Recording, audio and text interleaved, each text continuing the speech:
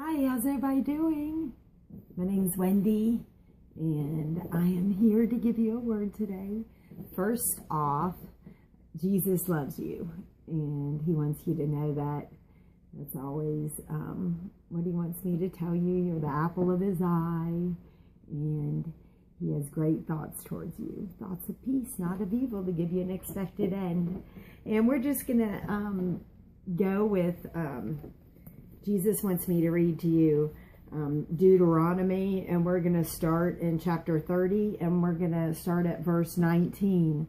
And it says, I call heaven and earth to record this day against you, that I have set before you life and death, blessing and cursing.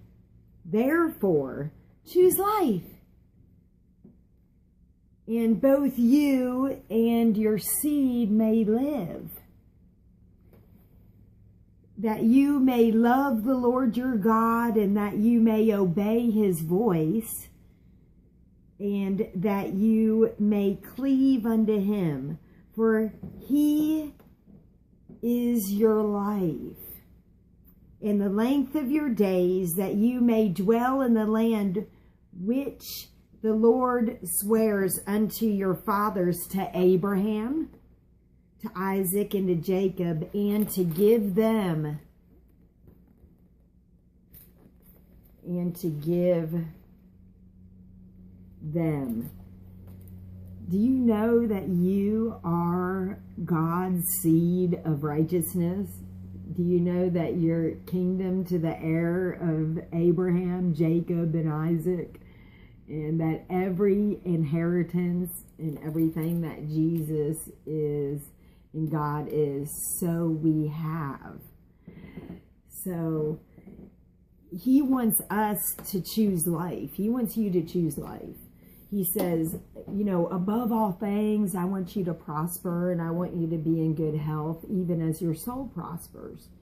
He wants our hearts and our minds to stay fixed and focused on the good things. And, you know, the good things, the peace, the love of God and His thoughts. And He loves us, and He wants that for us. And it says, and the Lord your God will make you plenteous in every good work of your hand. When you live for God, you're in His hand. I mean, He says, I'll never leave you, nor will I ever forsake you. So this is what He says. And He says, plenteous in every work of your hand, and in the fruit of your body, and in the fruit of your cattle, and in the fruit of your land, for good. You hear that? For good. I mean, God is for you. Do you hear this? For the Lord will again rejoice over you for good, as He rejoiced over your fathers, if you shall hearken unto the voice of the Lord your God. Hearken is to hear and do. So you listen to His words, and then you go and you do His words, and to keep His commandments and His statutes, which are written in this book of the law. And if you turn unto the Lord your God with all your heart and with all your soul, for this commandment which I command you this day, it is not hidden from you, neither is it far off. It is not in heaven, that you should say, who shall I go up to heaven and bring it unto us, that we may hear it and do it?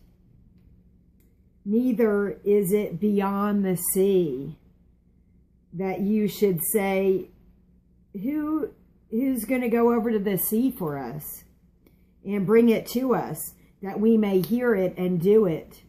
But the word is very close to us, and it's in your mouth and in your heart, and that you may do it.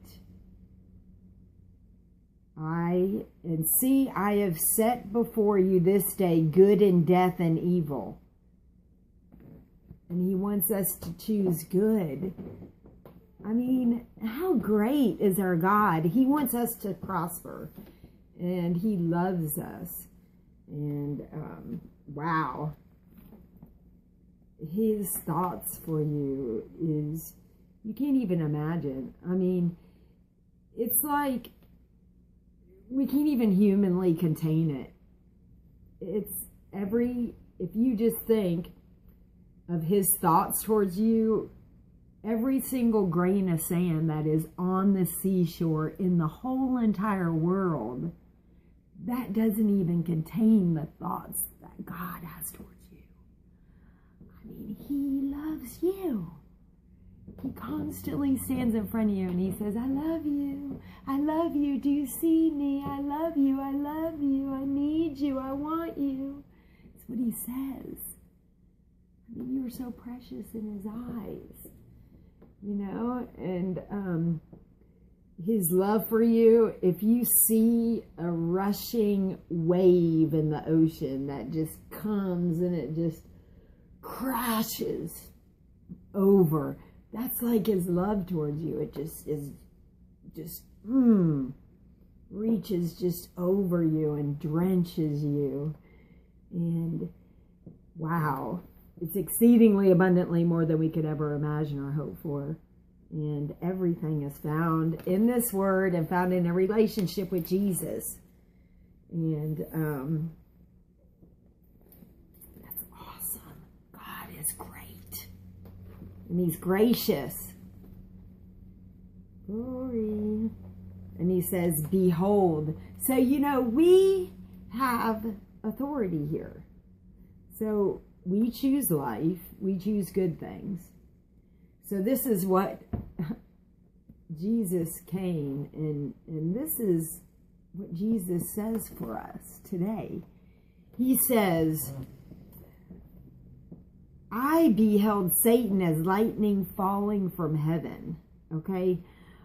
So Satan has been defeated. Okay?